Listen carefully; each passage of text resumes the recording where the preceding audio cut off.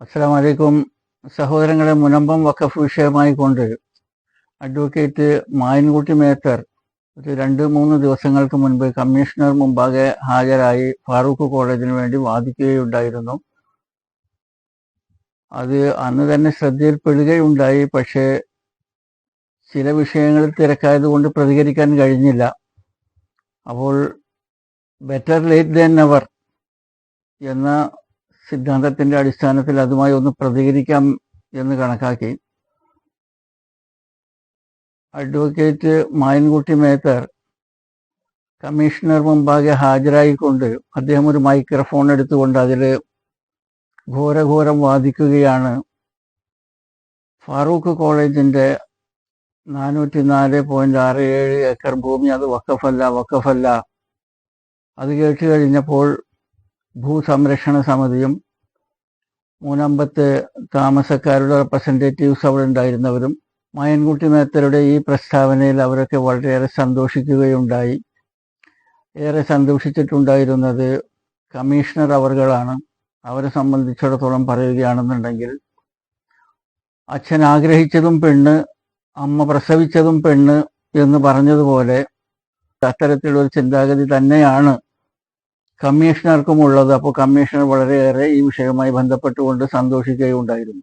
ഈ റിപ്പോർട്ടിൽ നിന്ന്, മുനമ്പം വഖഫ് തന്നെ എന്ന റിപ്പോർട്ടിൽ നിന്ന് 1-2 കാര്യങ്ങൾ ഞാൻ നിങ്ങൾക്ക് വായിച്ചു കേൾപ്പിക്കാൻ വേണ്ടി ആഗ്രഹിക്കുന്നുണ്ട്. അതിങ്ങനെയാണ്: വഖഫ് എന്ന ഒരു വാക്ക് രേഖപ്പെടുത്തിയിട്ടുണ്ടെങ്കിലും ഭൂമി കൈമാറ്റത്തിന്റെ വ്യവസ്ഥകളിൽ നിന്ന് അത് ഇഷ്ടദാനമാണെന്ന് വ്യക്തമാകുന്നതായി ഫാറൂഖ് കോളേജ് അഭിഭാഷകൻ മായൻകുട്ടി മേത്തർ വാദിച്ചു. വഖഫ് എന്നൊരു വാക്ക് എന്റെ ആത്മശാന്തിക്ക് വേണ്ടി ഇസ്ലാമികമായ രീതിയിൽ വിദ്യാഭ്യാസ സ്ഥാപനം നടത്താൻ വേണ്ടി ഞാൻ നൽകുന്നു എന്നും പറഞ്ഞിട്ടുണ്ട്. അപ്പോൾ ഇവിടെ ഒരു വാക്ക് വഖഫ് എന്ന് പറഞ്ഞിട്ടുണ്ടെങ്കിലും ഇത് ക്രയവിക്രയാധികാരമുള്ളത് എന്ന് പറയുമ്പോൾ ഇത് ഇഷ്ടദാനമാണ് എന്ന് വരുന്നു എന്നാണ് അഡ്വക്കേറ്റ് മായൻകുട്ടി മേത്തർ പറഞ്ഞിരിക്കുന്നത്. ഇനി അടുത്തതായിട്ട് ഈ റിപ്പോർട്ടിൽ തുടർന്ന് പറയുന്നത്, വഖഫ് സ്ഥിരം കൈമാറ്റമാണെന്ന് അറിയാവുന്ന ഉടമ ക്രയവിക്രയ അധികാരം നൽകിയത് തന്നെ ഇതിന് തെളിവാണെന്ന് അഭിഭാഷകൻ കമ്മീഷന് മുൻപിൽ ബോധിപ്പിച്ചു. അപ്പോൾ ഇവിടെ സിദ്ദീഖ് സേഠ് എന്ന് പറയുന്ന വ്യക്തി, അദ്ദേഹത്തിന് തലയിൽ വണ്ടി ഓടിയിട്ടാണോ ഈ വഖഫ് ഡീഡിൽ ക്രയവിക്രയാധികാരം എഴുതിയിട്ടുണ്ടായിരുന്നത്? ഇതിന്റെ പിന്നിൽ ഫാറൂഖിന്റെ ഒരു വലിയ വഞ്ചന നമ്മൾ മനസ്സിലാക്കേണ്ടതുണ്ട്. കൊടും ചതിയാണ് ഫാറൂഖ് കോളേജ് ചെയ്തിട്ടുണ്ടായിരുന്നത്. അത് നിങ്ങൾക്ക് കൃത്യമായിട്ട് തെളിവടക്കം മനസ്സിലാവണമെന്നുണ്ടെങ്കിൽ ജലീൽ സാഹിബിന്റെ തിരിഞ്ഞു നോക്കുമ്പോൾ എന്ന് പറയുന്ന പുസ്തകം വായിച്ചാൽ നിങ്ങൾക്കത് മനസ്സിലാവും. ഞാൻ ആ പുസ്തകത്തിൽ നിന്ന് ചില ഭാഗങ്ങൾ ഇവിടെ വായിച്ചു കേൾപ്പിക്കാം. ഫാറൂഖ് കോളേജ് എന്ന ഫക്കീർ കോളേജ് സിദ്ദീഖ് സേഠിനോട് ചെയ്തിട്ടുള്ള ചതിയും വഞ്ചനയും മനസ്സിലാകണമെന്നുണ്ടെങ്കിൽ തിരിഞ്ഞു നോക്കുമ്പോൾ എന്ന പുസ്തകത്തിൽ നിന്ന് കൃത്യമായിട്ട് നിങ്ങൾക്ക് മനസ്സിലാക്കാൻ കഴിയും. ഈ പുസ്തകം എഴുതിയിരിക്കുന്നത് പ്രൊഫസർ KH ജലീൽ. അദ്ദേഹത്തിന്റെ ഈ പുസ്തകത്തിനകത്ത് 108-ാമത്തെ പേജിലേക്ക് പോവുകയാണെന്നുണ്ടെങ്കിൽ ഇവിടെ നിങ്ങൾക്ക് വായിക്കാൻ കഴിയും, 2-ാം കൊല്ലമായപ്പോൾ ഫാറൂഖ് കോളേജ് സ്റ്റാർട്ട് ചെയ്ത് 2-ാം കൊല്ലമായപ്പോൾ സംഗതി എന്തായിരുന്നു? എൻഡോമെന്റ് ഫണ്ട് പൂർത്തിയാക്കുന്നത് സംബന്ധിച്ച് മദിരാശി സർവകലാശാല ഓർമ്മക്കുറിപ്പുകൾ അയച്ച് നിർബന്ധിച്ചു തുടങ്ങി. ധനശേഖരണത്തിന് കൊണ്ടുപിടിച്ചുള്ള ശ്രമം നടക്കുകയായിരുന്നു. എല്ലാ വാതിലുകളും മുട്ടിക്കൊണ്ടിരുന്നു. എത്രയായിട്ടും എല്ലാ ആവശ്യങ്ങൾക്കും പണം തികയ്ക്കുവാൻ കഴിഞ്ഞിരുന്നില്ല. അഫിലിയേഷൻ എൻഡോമെന്റ് കിട്ടിയിരുന്നുമില്ല. ഈ സന്ദർഭത്തിലാണ് ഇവര് സിദ്ദീഖ് സേഠിനെ പോയി കാണുന്നത്. സിദ്ദീഖ് സേഠിനുമായിട്ട് ബന്ധപ്പെട്ട് നിങ്ങൾക്ക് 109-ാമത്തെ പേജിൽ ആ വിഷയം കാണാൻ പറ്റും. തുടർന്നുള്ള പ്രവർത്തനത്തിന്റെ ഫലമായി കൊച്ചിയിലെ സിദ്ദീഖ് സേഠ് വൈപ്പിൻകരയുടെ വടക്കേ അറ്റത്ത് നിങ്ങൾ വായിച്ചു നോക്കാൻ 404 ഏക്കർ തന്നിരുന്നു. ആ 404 ഏക്കറിൽ അദ്ദേഹം അതിന് 1 ലക്ഷം ഉറുപ്പിക വില നിശ്ചയിച്ചു. അപ്പോൾ ഇവർക്ക് എൻഡോമെന്റിന് വേണ്ടിയിട്ട്, അഫിലിയേഷന് വേണ്ടിയിട്ട് 1 ലക്ഷം ഉറുപ്പിക എവിടെയായി? അത് കഴിഞ്ഞ് തുടർന്ന് വന്നിട്ടുള്ള ആളാണ് മണപ്പാട്ട് കുഞ്ഞു മുഹമ്മദ് ഹാജി. ഇദ്ദേഹവും ഇദ്ദേഹത്തിന്റെ 112 ഏക്കർക്ക് 1 ലക്ഷം രൂപ ഇദ്ദേഹം അതിന് വില കൽപ്പിച്ചു. അങ്ങനെ ഇവിടെ 2 പേരുടെ കിട്ടിയിട്ടുള്ള പ്രോപ്പർട്ടിയും മറ്റുള്ള പ്രോപ്പർട്ടിയും ഒക്കെ ആയിട്ട് ഇപ്പൊ ടോട്ടൽ എത്രയാണ് ഇവർക്ക് ലഭിച്ചിരിക്കുന്നത് എന്ന് ഇവിടെ വായിക്കാൻ പറ്റും. പ്രസ്തുത ഭൂമിയും കൂടി എന്ന് പറഞ്ഞു കഴിഞ്ഞാൽ മണപ്പാട്ട് കുഞ്ഞു മുഹമ്മദ് ഹാജിയുടെ ഭൂമിയും കൂടി ദാനമായി ലഭിച്ചത് കഴിഞ്ഞപ്പോൾ സർവകലാശാലയുടെ നിബന്ധന പ്രകാരമുള്ള എൻഡോമെന്റിന്റെ സിംഹഭാഗവും പൂർത്തിയായി. കൃത്യമായി പറഞ്ഞാൽ 1,70,000 ഉറുപ്പികയുടെ കടപ്പത്രവും 2,64,000 ഉറുപ്പികയുടെ ഭൂസ്വത്തും ഉൾപ്പെടെ 4,34,000 ഉറുപ്പികയുടെ എൻഡോമെന്റ് ആസ്തികൾ അത് കൊണ്ടുപോയിട്ട് അവിടെ കൊണ്ടുപോയി കൊടുക്കുകയാണ് ചെയ്തിട്ടുള്ളത് ഈ എൻഡോമെന്റ് ആസ്തികൾ. ബാക്കി തുക കൂടി അടക്കണമെന്ന് തുടരെ സർവകലാശാല ആവശ്യപ്പെട്ടിരുന്നെങ്കിലും അത് നിർവഹിക്കാൻ കഴിഞ്ഞില്ല. ബാക്കി തുക എത്രയാണ് അവർ കൊടുക്കേണ്ടത്? 66,000 രൂപ. അന്നത്തെ 66,000 കോടികളാണത്. സർവകലാശാല അക്കാര്യത്തിൽ പിന്നെ ദാക്ഷിണ്യം കാണിക്കുകയും ചെയ്തു. ചോദിച്ച് സർവകലാശാല തോറ്റ്. അവസാനം ഇവർ സർവകലാശാലക്ക് പൈസ കൊടുക്കാതെ ഫാറൂഖ് കോളേജ് പറ്റിക്കുകയാണ് ചെയ്തിട്ടുണ്ടായിരുന്നത്. അപ്പോൾ ഇവിടെ ഞാൻ പറയാൻ ഉദ്ദേശിക്കുന്നത് എന്തെന്നാൽ, ഈ പറഞ്ഞിട്ടുള്ള 108ന്റെ തുടക്കത്തിൽ പറഞ്ഞിട്ടുണ്ടായിരുന്നല്ലോ, 2ാം കൊല്ലമായപ്പോൾ എൻഡോമെന്റ് ഫണ്ട് പൂർത്തിയാക്കുന്നത് സംബന്ധിച്ച് മദ്രാസ് സർവകലാശാല ഓർമ്മക്കുറിപ്പുകളയച്ച് നിർബന്ധിച്ചു തുടങ്ങി.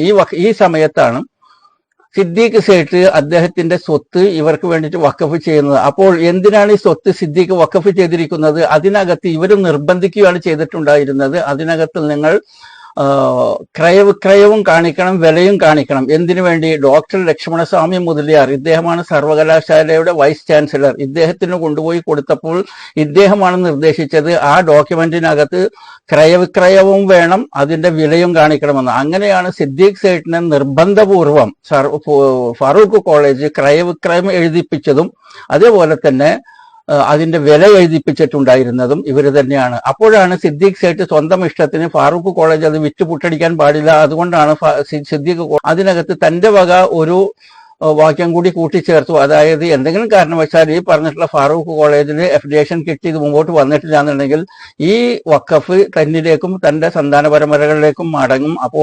അപ്പോൾ ഫാറൂഖ് കോളേജിന്റെ മുത്തവല്ലി സ്ഥാനം നഷ്ടപ്പെട്ട് സിദ്ദീഖിന്റെ മക്കളായിരിക്കും അതിന്റെ മുത്തവല്ലി എന്നാണ് എന്നിലേക്ക് തിരിച്ചു വരും എന്ന് പറഞ്ഞിട്ടുള്ളത്. ഇത് ഈ മായൻകുട്ടി മേത്തറും അതേപോലെ തന്നെ ഈ കമ്മീഷണറും മനസ്സിലാക്കേണ്ടതാണ്.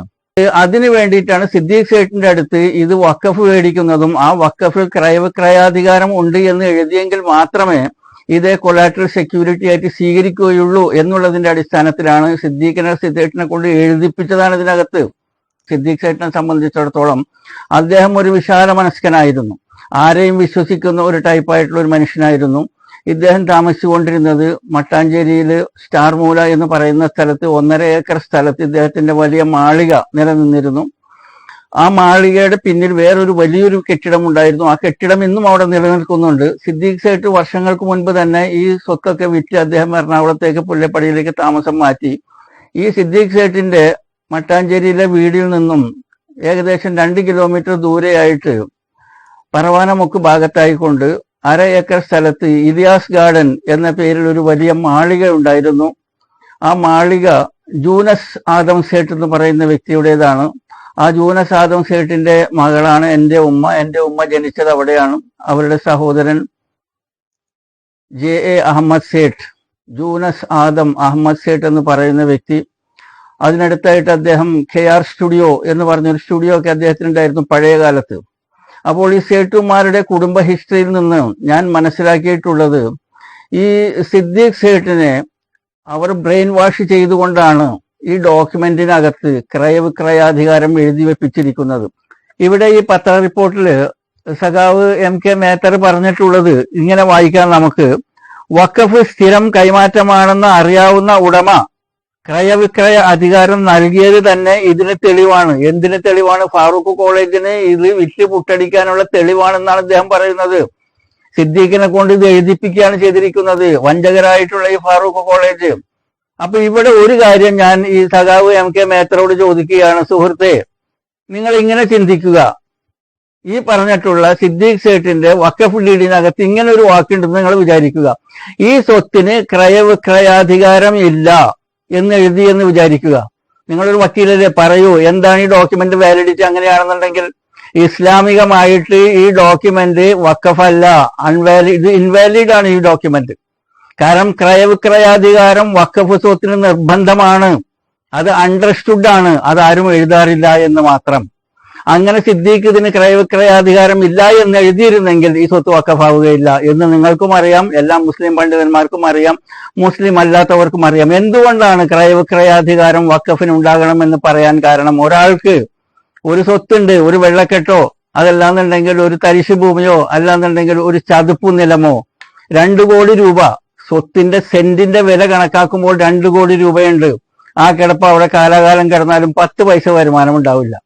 അതിനെ വഖഫായി നിലനിർത്താൻ പാടില്ല, അതിനെ വിൽക്കണം. 2 കോടി രൂപക്ക് അതിനെ വിറ്റതിന് ശേഷം റോഡ് സൈഡിലേക്ക് വന്ന് 5 സെന്റോ 10 സെന്റോ സ്ഥലം വാങ്ങിച്ച് അവിടെ ഒരു 10 കടമുറി പണിത് അതിൽ നിന്ന് 1 ലക്ഷം രൂപ വരുമാനം ഉണ്ടാക്കാനുള്ള പ്രൊജക്റ്റുമായി മുത്തവല്ലി വഖഫ് ബോർഡിനെ സമീപിക്കുമ്പോൾ വഖഫ് ബോർഡിന് വഖഫ് ബോർഡ് അതിന് അനുമതി കൊടുത്തിരിക്കണം. ഇതാണ് ക്രയവിക്രയം എന്ന് പറയുന്നത്. ഇനി മുനമ്പത്തെ വിഷയമായി സംസാരിക്കുകയാണെന്നുണ്ടെങ്കിൽ മുത്തവല്ലി ആയിട്ടുള്ള ഫാറൂഖ് കോളേജ് വഖഫ് ബോർഡിനെ സമീപിക്കുന്നു, പറയുന്നു ഈ മുഹമ്മദ് സിദ്ദീഖിന്റെ അദ്ദേഹത്തിന്റെ അഭിലാഷപ്രകാരം എന്റെ ആത്മശാന്തിക്ക് വേണ്ടി എന്ന് അദ്ദേഹം പറഞ്ഞിട്ടുള്ളതിന്റെ അടിസ്ഥാനത്തിൽ അദ്ദേഹത്തിന് ആത്മശാന്തി ലഭിക്കാൻ വേണ്ടിയിട്ട് ഞങ്ങൾ ഇതിൽ നിന്ന് 3 സ്റ്റെപ്പായിട്ട് 100 ഏക്കർ 300 ഏക്കർ വിൽക്കും. എന്നിട്ട് ഞങ്ങൾ ഇതിനെ 100 ഏക്കറിനെ ഡെവലപ്പ് ചെയ്തുകൊണ്ട് അവിടെ വിദ്യാഭ്യാസ സമുച്ചയങ്ങൾ ഞങ്ങൾ ഉണ്ടാക്കും. ഒരു പ്ലാൻ ഉണ്ടാക്കി കൊണ്ടുപോവുകയാണ് വഖഫ് ബോർഡിന്റെ അടുത്ത്. ഇവിടെ മെഡിക്കൽ കോളേജ് ഉണ്ടാവും, എഞ്ചിനീയറിംഗ് കോളേജ് ഉണ്ടാവും, ലോ കോളേജ് ഉണ്ടാവും, നഴ്സിംഗ് കോളേജുകൾ ഉണ്ടാവും. അവിടെ പഠിക്കുന്നവർക്കും പഠിപ്പിക്കുന്നവർക്കും താമസിക്കാൻ സമുച്ചയങ്ങൾ ഉണ്ടാകും. അവിടെയുള്ള ഫീസ് എന്ന് പറയുന്നത് ഭൂരിഭാഗം വെറുതെ പഠിപ്പിക്കലും ചെറിയ ഫീസിൽ പഠിപ്പിക്കുകയും ചെയ്യുമെന്നൊരു പ്രോജക്റ്റുമായിട്ട് ഫാറൂഖ് കോളേജിന്റെ മുത്തവല്ലി വഖഫ് ബോർഡിനെ സമീപിച്ചാൽ വഖഫ് ബോർഡ് അതിന് അനുമതി കൊടുത്തിരിക്കണം. 300 ഏക്കർ വിൽക്കാൻ പറ്റും. 300 ഏക്കർ വിറ്റിട്ട് 100 ഏക്കർ ഡെവലപ്പ് ആക്കും. ഇതിനാണ് ക്രയവിക്രയം എന്ന് പറയുന്നത്. ഇതൊക്കെ കൃത്യമായിട്ട് സഖാവ് MK മേത്തർക്ക് അറിയാം. പക്ഷെ അദ്ദേഹം അവിടെ ഒരു ഞാണിന്മേൽ കളിയാണ് കളിച്ചിരിക്കുന്നത്. കമ്മീഷണറുടെ മുൻപിൽ ക്രയവിക്രയാധികാരമുണ്ട്, അതുകൊണ്ട് വിറ്റു. ക്രയവിക്രയാധികാരത്തിൽ വിൽക്കണമെന്നുണ്ടെങ്കിൽ വഖഫ് ബോർഡിന് അനുവാദം ഉണ്ടാകണം. അത് അന്ന് വഖഫ് ബോർഡില്ല. എന്നാൽ 1961 എറണാകുളത്ത് വഖഫ് ബോർഡ് സുസ്ഥാപിതമായി. പിന്നെ അതിനുശേഷം വിൽക്കുന്നതൊക്കെ അവരുടെ അനുവാദം ചോദിച്ചിട്ട് വേണം വിൽക്കേണ്ടത് എന്നുള്ളൊരു സ്വാഭാവികമായിട്ടുള്ള ബുദ്ധി പോലും ഇദ്ദേഹത്തിന് ഇല്ലാതെ പോയല്ലോ എന്ന് ഞാൻ അത്ഭുതപ്പെടുകയാണ് ഇദ്ദേഹത്തിന്റെ പ്രവൃത്തിയിൽ നിന്ന്. അപ്പോൾ ക്രയവിക്രയാധികാരം എന്ന ഒരു വാക്കുള്ളത് കൊണ്ട് ഇത് വഖഫല്ല എന്ന് പറഞ്ഞിട്ടുള്ള ഈ ഞാണിന്മേൽ കളിയുണ്ടല്ലോ, ഇത് സഖാവ് MK മേത്തർ നിർത്തിവെക്കേണ്ടതാണ് എന്ന് അദ്ദേഹത്തിനോട് വളരെ സ്നേഹപൂർവ്വം ഉപദേശിക്കുകയാണ്. വഖഫ് സ്വത്തിൽ ക്രയവിക്രയാധികാരം എന്ന് വെച്ച് കഴിഞ്ഞിട്ട് ക്രിസ്ത്യാനികളെ മാത്രം തെരഞ്ഞു പിടിച്ചുകൊണ്ട് അതിനെ 45 രൂപക്ക് വരെ വിറ്റിട്ടുണ്ട് വരീതെന്ന് പറയുന്ന ആൾക്ക്. ചിലർക്ക് 200 രൂപക്കും ചിലർക്ക് 300 രൂപക്കുമൊക്കെ ഈ വഖഫ് സ്വത്ത് നശിപ്പിക്കാൻ വേണ്ടി വിറ്റതുപോലെ വിറ്റു. എന്നിട്ട് അതിനെ ന്യായീകരിച്ചുകൊണ്ട് ഈ പറഞ്ഞിട്ടുള്ള അഡ്വക്കേറ്റ് മായൻകുട്ടി മേത്തർ സംസാരിക്കുമ്പോൾ എനിക്ക് അദ്ദേഹത്തോട് സഹതാപമാണ് തോന്നുന്നത്. സിദ്ദീഖ് സേട്ട് വളരെയധികം ചിന്തിക്കുന്ന ഒരു മനുഷ്യനാണ്, സത്യസന്ധനായിട്ടുള്ള ഒരു മനുഷ്യനാണ്, ധർമ്മിഷ്ഠനാണ്. അദ്ദേഹം നിർമ്മിച്ചിട്ടുള്ള ഒരു വലിയ പള്ളി ഇന്ന് കൊച്ചിയിൽ വില്ലിംഗ്ടൺ ഐലൻഡിൽ നിങ്ങൾക്ക് കാണാം.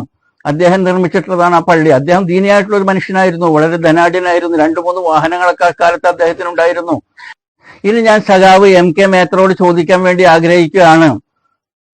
ബഹുമാനപ്പെട്ട മേത്തർ സാഹിബേ, നിങ്ങളൊന്ന് പറയുക, നിങ്ങളുടെ പിതാവാണ് ഈ 404.76 വഖഫ് ചെയ്തിരുന്നതെങ്കിൽ എന്തായിരിക്കും നിങ്ങളുടെ തീരുമാനം? അവിടെയാണ് നിങ്ങൾ കൊണ്ടുവരിക വടികടത്തി ഫത്വ. എന്താണ് വടികടത്തി ഫത്വ എന്ന് നമ്മുടെ നാട്ടിൽ എല്ലാവർക്കും അറിയാം. എന്നിരുന്നാൽ തന്നെ അറിയാത്തവർക്ക് വേണ്ടി പറയുകയാണ്. കാരണം ഒരു 5-8 ചെറുപ്പക്കാരുണ്ടായിരുന്നു. അവർ തോന്നിവാസം ജീവിക്കുന്നവരായിരുന്നു. പള്ളിയിൽ പോക്കൊക്കെ വളരെ അപൂർവമായിരുന്നു. അവരെ തോന്നുമ്പോൾ സെല്ലിന്നാ പറയാ. അവർക്ക് തോന്നുമ്പോൾ അവർ സെല്ലിയാക്കും, നിസ്കരിക്കും. അങ്ങനെ ഇവരെല്ലാവരും കൂടിയിട്ട് അവർ മനമാറ്റം ഉണ്ടായി.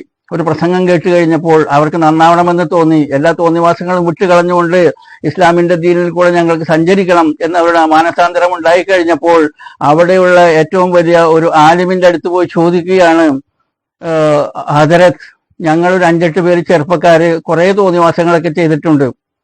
അതൊന്നും പറയാൻ തന്നെ പറ്റാത്ത രീതിയിലുള്ള തോന്നിവാസങ്ങളാണ്. പക്ഷെ ഞങ്ങൾ മാനസാന്തരം ഉണ്ടായി, ഞങ്ങൾക്ക് നന്നാവണം, ഞങ്ങൾ എന്താണ് കഫാർ, അതായത് ഞങ്ങൾ എന്ത് പ്രായശ്ചിത്തം ചെയ്യണം എന്ന് ചോദിച്ചു. അപ്പോൾ ഈ പ്രായമുള്ള ആലിം, അദ്ദേഹം വടി കുത്തി നടക്കുന്ന ഒരാളാണ്. ആ വടി അദ്ദേഹം താഴെ കുത്തി വെച്ചുകൊണ്ട് പറഞ്ഞു, ഈ വടി മൂടാനും മാത്രം അരി ഇടുക നിങ്ങൾ, ഒരു പൊലി പോലെ. എന്നിട്ട് ആ അരി പാവപ്പെട്ടവർക്ക് വിതരണം ചെയ്യുക.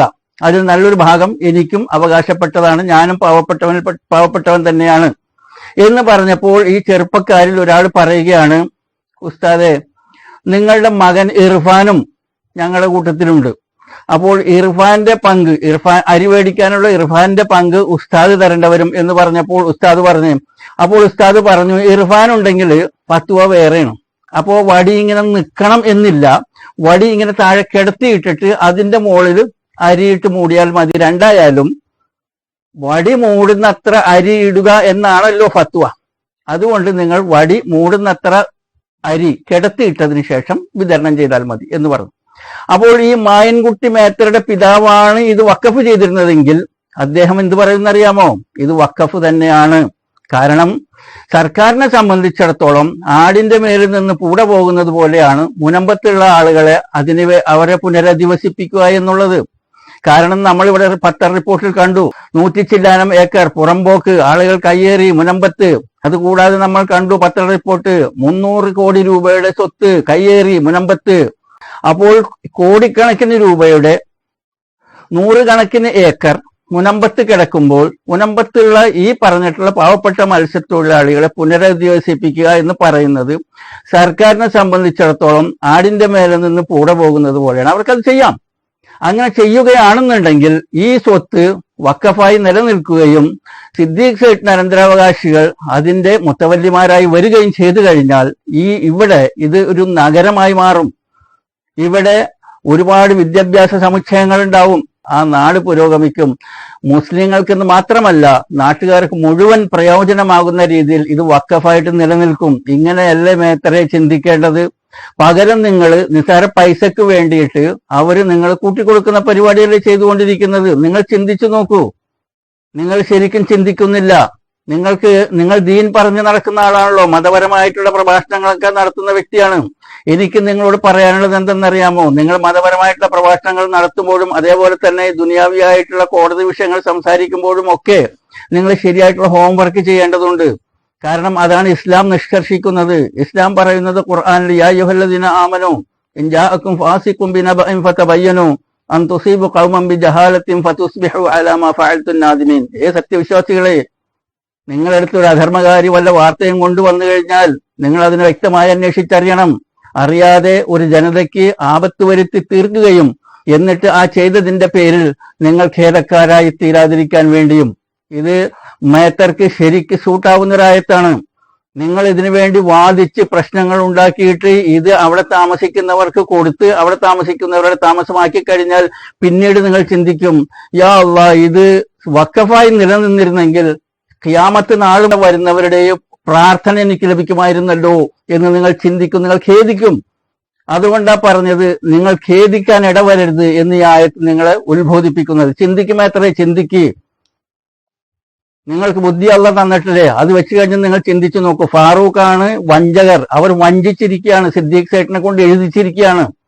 സിദ്ദീഖ് സേഠ്, നമ്മൾ പറയില്ല വായിൽ വാക്കിട്ട് കൊടുക്കുക എന്നുള്ളത്, അതുപോലെ സിദ്ദീഖ് സേഠിനെ പറ്റിച്ചതാണെന്ന് മനസ്സിലാക്കുക.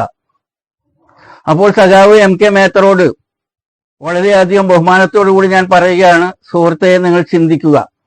നിങ്ങൾക്ക് മാറ്റം വരും. ഇത് അള്ളാഹുവിന്റെ സ്വത്താണ്. അള്ളാഹുവിന്റെ സ്വത്തിനെ കൊണ്ട് കളിക്കുന്ന മുത്തവല്ലിമാരുടെ സന്താന പരമ്പരകളിൽ മാനസിക രോഗികൾ അള്ളാഹു ഉണ്ടാക്കിയതായിട്ട് എന്റെ പിതാവ് പറഞ്ഞ് ഞാൻ കേട്ടിട്ടുണ്ട്. അതിന് ഇസ്ലാമികമായിട്ട് ബേസ് ഒന്നുമില്ല എന്നുണ്ടെങ്കിലും വസ്തുതയാണത്. കാരണം ഞങ്ങളുടെ കുടുംബത്തിലുള്ള പല കഥകളും എന്നോട് പറഞ്ഞു തന്നിട്ടുണ്ട്. പല പല മുത്തവല്ലിമാരുടെയും മക്കൾ അല്ലെങ്കിൽ അവരുടെ മക്കളുടെ മക്കൾ മാനസിക രോഗികളായിട്ട് ഉള്ളത് എനിക്ക് പറഞ്ഞു തന്നിട്ടുണ്ട്. അപ്പോ സഖാവ് മേത്തറെ, നിങ്ങൾക്ക് വരാനിരിക്കുന്ന അള്ളാഹുവിന്റെ ശിക്ഷയെക്കുറിച്ച് നിങ്ങൾ ഭയപ്പെടുക എന്ന് നിങ്ങളോട് സ്നേഹപൂർവ്വം ഒരു വാണിംഗ് നൽകിക്കൊണ്ട് ഞാൻ തൽക്കാലം വിരമിക്കുന്നു. അസ്സലാമു അലൈക്കും വറഹ്മത്തുള്ളാഹി.